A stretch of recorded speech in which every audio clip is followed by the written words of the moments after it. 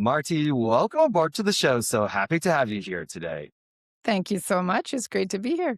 So you have an incredibly interesting story. You came from interesting origins and decided to go to the Air Force.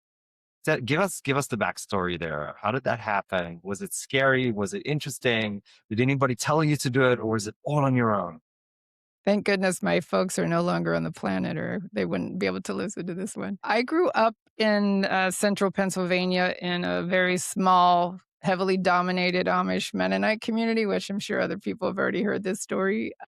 But I saw, I had a lot of cousins and a brother all older than me, and they went to college or, went into family businesses, but they always had the college debt and no job. So I thought, that's not going to be me. So as a junior in high school, I went into the recruiter's office, and of course you have to test. So I tested fairly high in math, which I had great math teachers. And so I signed up for the military, and the guy says, well, you're not 18 and you haven't graduated high school. We need your parents' approval. So I said, well, let me drag you home.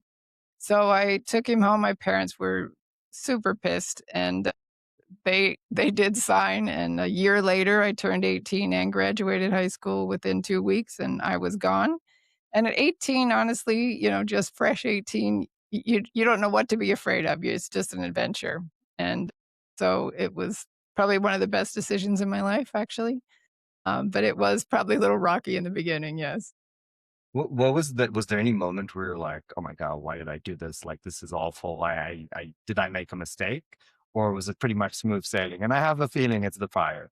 Coming from my own experience, I got to tell you, although I didn't have a choice in the I matter. see, I see. Well, I wouldn't call it smooth sailing, but for me, I was in better shape going in than I was in basic training because that really wasn't that strenuous. But I did see a lot of people struggle there, and I was in awe of that. It was all the things: first flight, first time away from home, all the things. But it was just so exciting and such an adventure. I didn't really have time to pause and, wonder what was going on. And then I thought to myself, well, it's 6 weeks, right? Like I could put up with a lot of things for 6 weeks, and historically, thousands and thousands of people live through this. So I'll live through it. It'll be fine. That was my mentality. I love that usage kind of perspective, limited time, this shall pass kind of philosophy. That's brilliant. That's quite impressive for an 18 and 19-year-old. I gotta say, I absolutely love that. And let me ask you this. In retrospect, it's a period that was a period of growth and learning. Keep me honest here. What do you look back and say to other people? What are the lessons that you've learned that you like to spread that actually came from your time in the Air Force? I think everybody, including you, right, that the bonds that you build there are the most unique ever. And I would say that, fast forward all these years is that what I learned, the discipline stays with you for life, right? So if you want to get up at 5 every day and play racquetball, you do it without any hesitation. But I think also what it did for me was it gave me that camaraderie that became honestly my management style. So it works sometimes it doesn't work for, specific individuals, but I can tell you that when I do have employees in a company, I do tend to run it like that, and we do have several veterans within our company, so it does suit them well also, but it doesn't always, resonate with everyone. So you kinda have to, adjust a little bit, but it did give me that structure for a management style. So we got to dive into this because what does that mean? What is this management style, and what are the fundamental tenets of that management style, and why do they come from the Air Force? What is the connection? You'll have to repeat that, Ari, we lost you there for a second.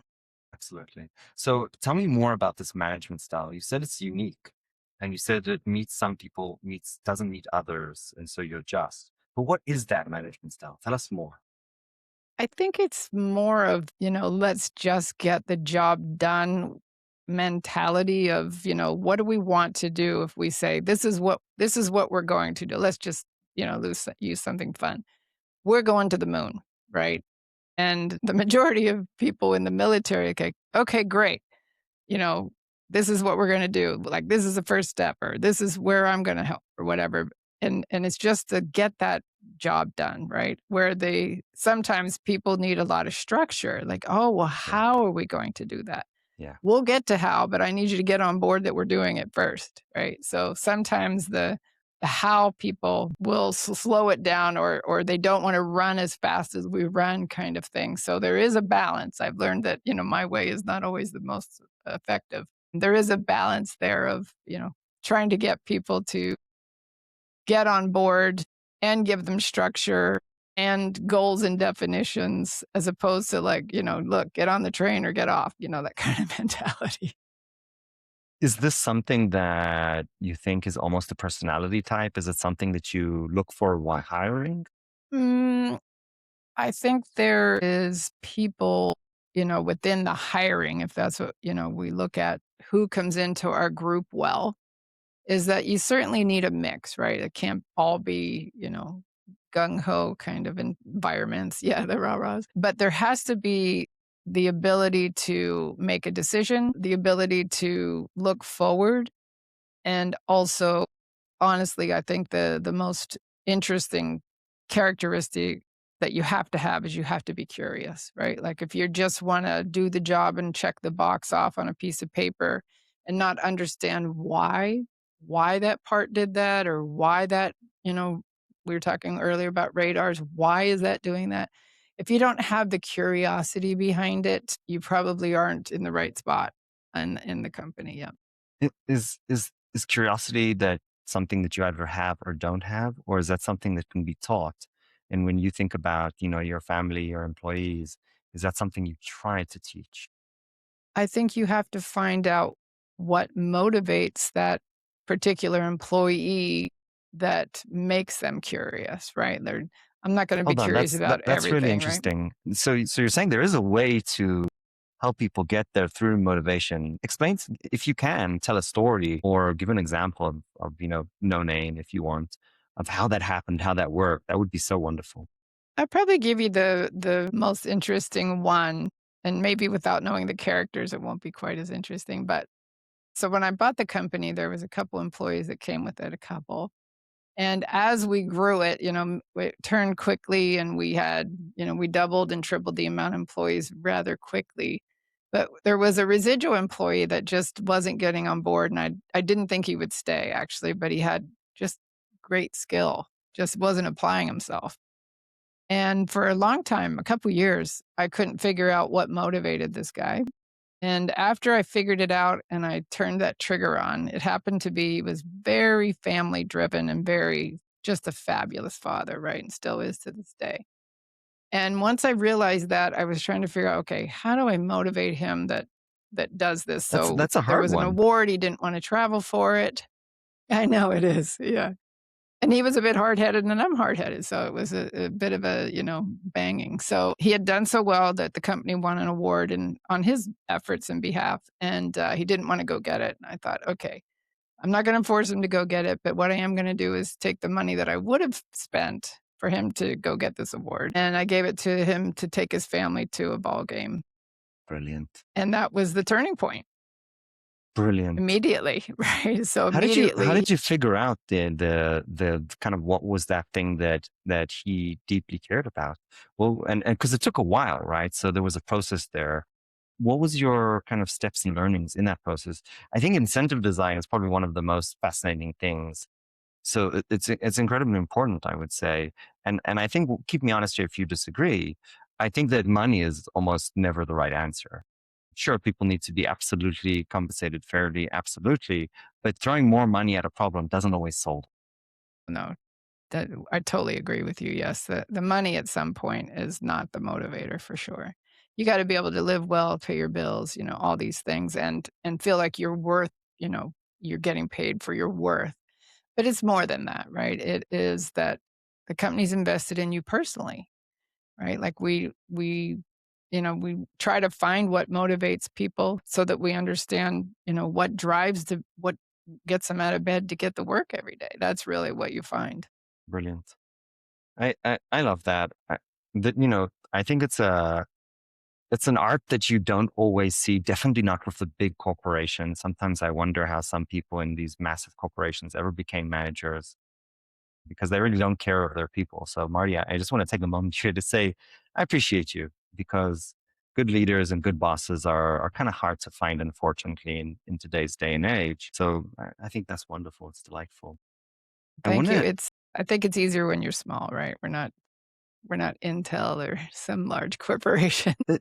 It's true, and yet and I appreciate your humble response, but I've also seen small organizations that kind of mess it up totally. So radars or really electronic warfare is an incredibly interesting topic. Give us a little bit of an intro to the area. Where did this come from? Where did it start? Why is it important? Is there a moment in history that is kind of, close to your heart? Well, I'm definitely not the historian you are, but for me, I didn't know any of these things, prior to the military. And to learn how we keep our pilots safe by electronic countermeasures and all of the tricky things that, we can do, even back in the day, right? It's fascinating. And, my hat's off to the designers and people that are designing and creating these radar systems and electronic warfare, jamming and all that. Even like the terrain following radar, right? It's super exciting if you ever see it, if you watch a movie, Mission Impossible or whatever, when they're literally just following the terrain at 200 feet. It's really fascinating because if you think about it, the science behind that is that there's a sound wave going out and coming back at this, incredible speed so that it always knows where the land is and where you are, right? So it constantly is adjusting you to stay at 200 feet above the surface. So it's the same thing on, jamming radars is that first thing we do is, we check out chaff and try to scatter it and all these things. But Sorry for the audience, chaff question mark. like pieces of aluminum foil, let's say, to scatter, a signature, like get noise in there, if you will. But I just, the technology now, today, all these years later, is so much more advanced. And obviously, we have a lot of unmanned vehicles now and things like that. So it's just the sensors, just the sensor business to allow some of these radars and functionalities in aviation to exist and perform. There's never been a more exciting time. And you said to keep our pilots safe. So what's without this technology, what is the worst case scenario? What's the function that it actually provides? Because not all of us are kind of, knowledgeable about military tactics and defense. Okay, so if they let's say we have a fighter jet, flying along in friendly or unfriendly territory, whatever it might look like. There's ground radars that are tracking them or trying to track them, but let's say they lock on and there's a surface to air missile gets launched to them, then jamming radars are what, you know, plus maneuverability, but jamming radars are the electronic version of how we evade the surface to air missile, basically. And the jamming, what does that mean? Are we jamming the missile or something else? Yeah, we're jamming the missile. So it's basically the missile's ability to track the craft, basically. Correct, yes. Appreciate that. So this is quite a topic. Obviously you got into it through the Air Force, but did you fall in love with it at some stage? Was it the math? Was it the physics? Was it the inventiveness? What was the moment where you're like, yeah, I'm going to make a career out of this? Does one ever plan the career? I'm not sure. I I th appreciate that comment. For sure, it sparked, my mental interest from, how my brain works. And I had great parents, they were very hands-on people too, my dad was very mechanical, so it just fired all of the things on how my brain works. So you talk about employees, so sometimes when we have an interview, I say to the candidate, "All right, if your lawnmower breaks, what do you do?" Now the guy that says, "Oh, I put it in the trunk and I take it over to this repair shop," I'm like, "Get out." And the guy that says, "Oh, well, I check, make sure gas, oil, I pull the plug, see if there's a spark, and I've, pulled the thing." Okay, you're hired, right? So it's that kind of mentality of, the basic things in life, right? Fix your lawnmower. But I think that it has certainly, the technology. If you even if we don't look at the military, right? Just look at technology in the last 20 years since, cell phones, internet. Now we're coming into the AI age. The technology is leading the world, right? It's not just Yes. leading the military. So if you're not in it, I don't know that at late in life you can get in it. So, it's the cutting edge, it's leading edge. You always are, on the latest technology. I mean, it's tough to beat. I appreciate that. What would you say? I want to challenge you for a moment here. On the one hand, I agree with you. I think it is really difficult to become a tech late in life. On the other hand, I want to believe in the infinite capability of people to be curious and to learn. And I got a friend, he's a firefighter, and I'm like, dude, you need to learn AI. And I'm like, I'll teach you. Like I know everything about it, and it's not that hard. And you can like do amazing things. People will think you're a magician. So I want to take that philosophy as well. As a leader in your organization, you also want to grow your own people because this is a real thing in a lot of businesses. Like, how do we adopt AI? Because if we don't, it's probably somebody else is going to squash us. They're going to come after us. When you think about this, what is your strategy? Is it about education? Is it about bringing out in outside consultants? Is how do you kind of morph in this current, maybe one of the most interesting periods that we've had in the last 100 years? I think it's a fascinating question. I'm gonna back up one step for you and say that I Absolutely. think it started with Apple's ability to provide an iPad that was so intuitive that my 5-year-old niece or my 70-year-old mother could pick up and operate, right? So that changed the world, honestly, in my mind, Yes. is that, if they sat down at a computer and had to figure out how to get in the software and the keyboard and the mouse and all these things, they could do it, but it took a minute. But you give them an iPad and it was so intuitive that they take it and run, right?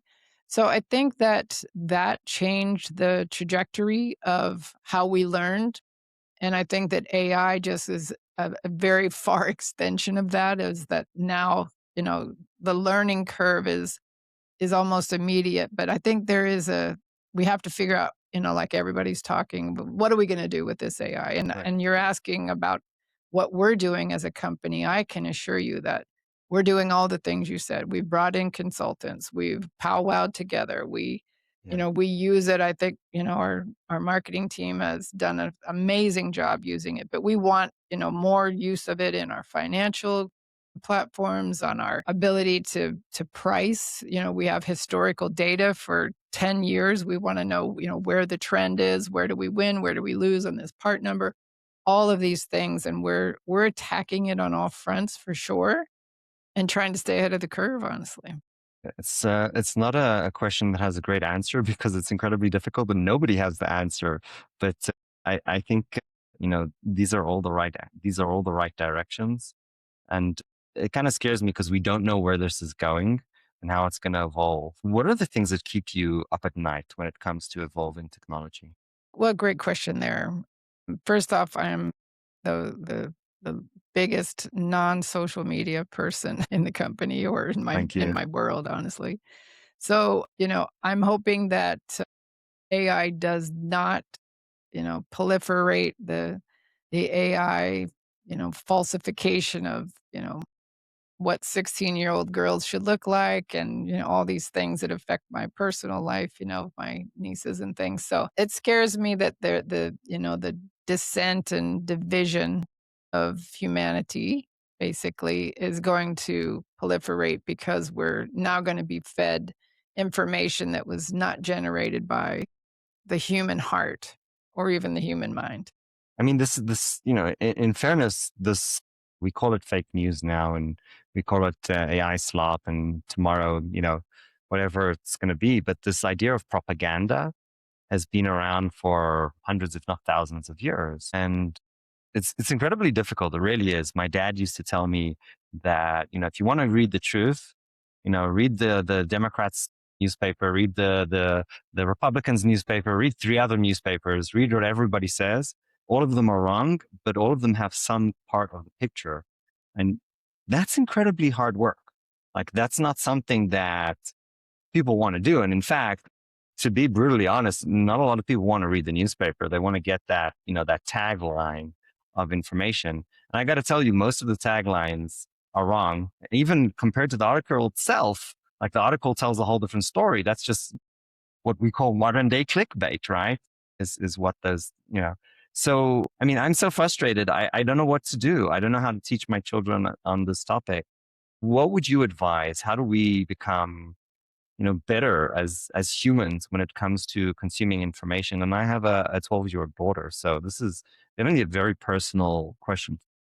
Yes, my niece just turned 16 on Monday, so I've been watching her, consumed by her electronics for years, so it's close to the heart. I think that honestly, as simple as it sounds, is that you gotta put the electronics down, right? I know how hard it is. I know that, there's a lot of push out here in the world. I applaud the countries that are limiting screen time and age restrictions and things like that. I applaud that because there's nothing more stimulating than a great hike and outdoors and, swimming, skiing, whatever it is.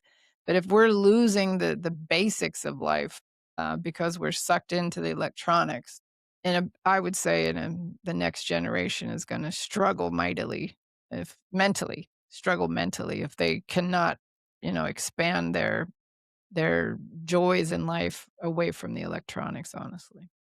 Talk to me about joy. What do you think is the this is a really difficult one. What do you think is the secret to joy in your perspective? And maybe if you have one, what is even the definition of joy? I'm not that deep a philosopher, Ari.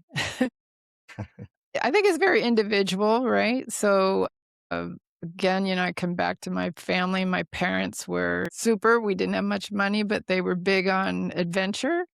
So, as life continued for me, my adventures are still pretty big. And so for me, that's pure joy to be on some wild adventure that's totally safe in my mind. But other people are like, oh, my word, you're taking such a risk. And I don't see it as a risk. But I think there's, just find what you love out there and go do it. I like sometimes people say, I want to I, say for a yeah, person go who's ahead. not a philosopher, your answer of family and the journey is the joy is absolutely brilliant. I couldn't agree more. So I just point out there that I appreciate that. I think there's sometimes this mentality of when somebody says to me, "Oh, what are you doing?" "Oh, I'm gonna go up to San Fran and, do this or that." And they're like, "Oh, I would love to go to San Fran. The ticket's $120. Pick it up, go along." So sometimes that, being stuck is just like take the first step, right? And this is a huge soapbox moment for me because I'm huge anti victimism. Like, oh, I can't do that, and oh, this is happening to me. You make the decision, you go do it, you take control, don't blame anybody else. And I would guess that we probably agree on. Yes, yes, we several of us went to the Dolomites for 4 days, and we had to pack in all of our stuff on our backs, and we went refugio to refugio. It's called the Via Ferrata, the Iron Road, and Brilliant. after the first day, we're like, "Wow, maybe we're in over our heads," right? So, we get up every single day of that trip, we're like, "Can we do it again?" And we're like, "We have to, because the only way out's a helicopter," right? So, I think you gotta find your own adventure that, makes you feel like you're alive. I'll circle something back. At the beginning, you talked about, you almost touched it, but really what you were saying is that, in the adversity and the difficulty, that's where bonds are made. And I think that's definitely true in the Air Force, the military, intelligence, wherever you come from. But in a way, that's also true in your story, right? When people come together over shared experiences and shared challenges, and maybe even more so than shared joy and happiness and partying is what I would argue. I think that partying together certainly, has its place, but only after a great day of hiking, you have to bond some I other love, I way. love that. I love that. Marty, this has been such a joy. I appreciate you. There is one really hard question. It's the only question that is scripted. It's the only one that we ask every single guest. And it's a difficult one because it's intensely personal. If you had to go back to the most difficult moment of your life and give yourself some advice that if it was 20 years ago or 2 years ago, what advice would you give yourself? It's the I can tell you the most difficult point in my life was losing somebody instantly, you're madly in love with, it's to reach out for help. So, I'm very much a doer in everything, right? So sometimes I just do it myself, but there's always somebody they want to help, right? They want to help you. They, in the simplest of things, hold the door, carry your groceries, anything. And people love to help, and it makes them feel good as well, right? So if I looked back at that time, I would have accepted more help, and I would have talked more about it, and probably, got over the mourning process years earlier, right? So, for sure, there is help. There's people that love you, and they want to talk. They want you to lean on them. So sometimes it's tough to lean, but I encourage the lean. Especially for strong people that are concerned to show their own weaknesses. Swallow that ego and ask for help. I completely agree. Marty, thank you so much for joining the show today.